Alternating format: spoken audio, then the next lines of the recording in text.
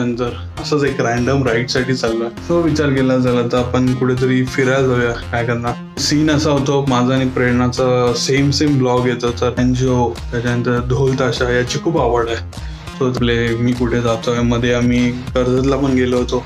ती मीच दिली आहे कारण तिला माहिती आहे नियर बाय असंच कुठेतरी भटकायचा प्लॅन. ती मध्ये असेल तर ती पण आपल्याला चेंज करून भेटेल किंवा काय बघू. एकदा शूट करतोय. गोप्रो शूट करेल मोबाईलला. दोन्ही आता कॉम्बिनेट आहे.